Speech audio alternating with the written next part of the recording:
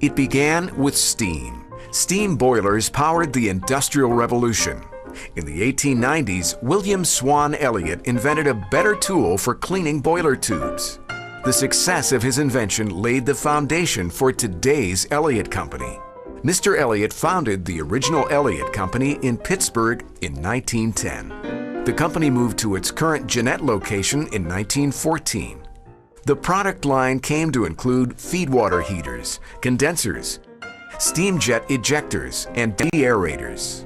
The Franklin Institute in Philadelphia honored Mr. Elliott for his pioneering work in deaeration technology. Electric power changed the world in the early 20th century. Elliott gained a foothold in power generation with the purchase in 1923 of Kerr Turbine Company and its innovative steam turbines. My father, Edward G. Held, came to Jeannette from Kerr Turbine.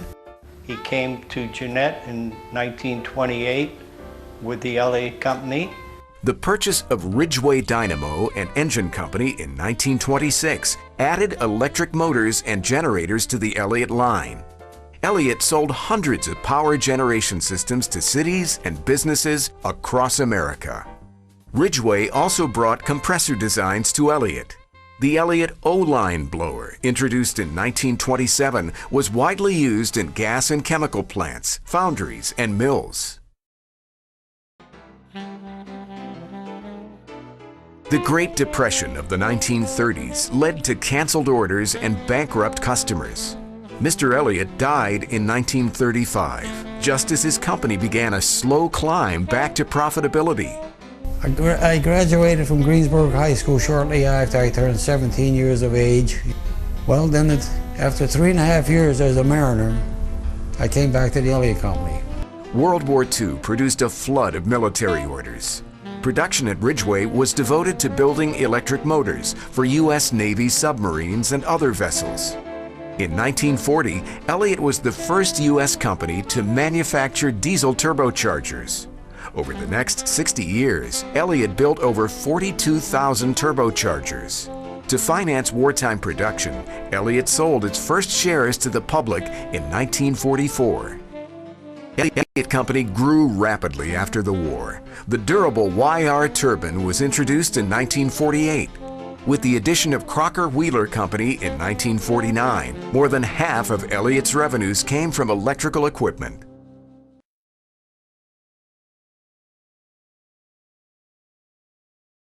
Elliott's success attracted attention. Carrier Corporation bought Elliott in 1957 and made it a division.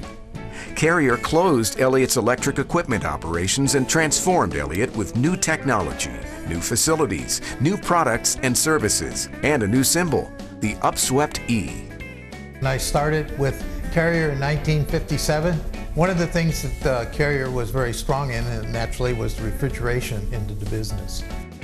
The Elliott Company division of Carrier became a global supplier to the oil and gas, refining, and petrochemical industries. I would estimate that I probably was involved as a contract engineer on upwards of 50 centrifugal compressors in the ethylene market.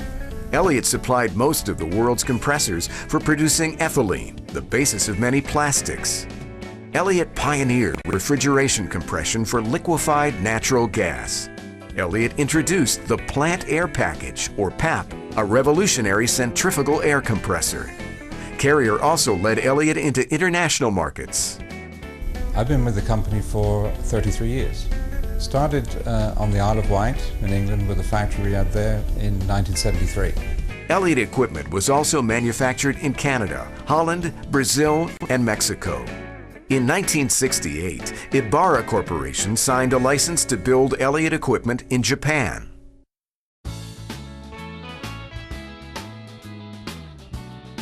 Carrier recognized that service could foster the sales of new apparatus. In 1968, Carrier opened an Elliott Field Service office in Switzerland. The first Elliott Repair Center opened in Houston, Texas in 1976, followed by facilities in New Orleans, Louisiana, Jacksonville, Florida, and Denora, Pennsylvania. The first European repair center opened in Basingstoke, England in 1981. The service network expanded with new facilities in Europe, Asia, Canada, Central and South America, and the U.S. The service portfolio came to include parts, engineering services, and re-rates and modifications. Elliott's global service business now supports customers from more than 30 locations, including 19 full-service repair centers.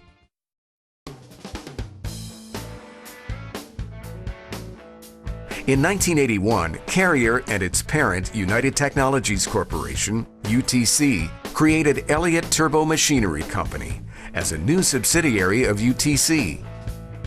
In 1987, the Elliott management team, led by President Paul Smye, bought Elliott Turbo Machinery Company from UTC. Ibarra Corporation was an investor in the Elliott buyout.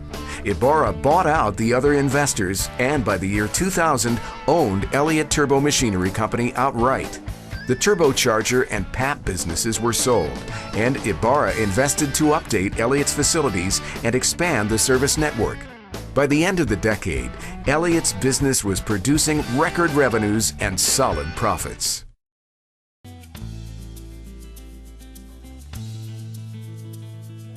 In 2010, we celebrate the 100th anniversary of the original Elliott Company. Our focus today is on integrating Ibarra's global turbo machinery operations into a single entity, Elliott Group. Teams from throughout the world are working to provide customers with a consistent, high level of service everywhere in the world they do business with us. By integrating our resources, Elliott Group is poised for major growth in an expanding global market. Much has changed since W.S. Elliott established his company 100 years ago. One constant has been association of the Elliott name with innovative engineering, reliable products, and a commitment to customer satisfaction. 100 years from now, these same qualities will continue to define Elliott Group.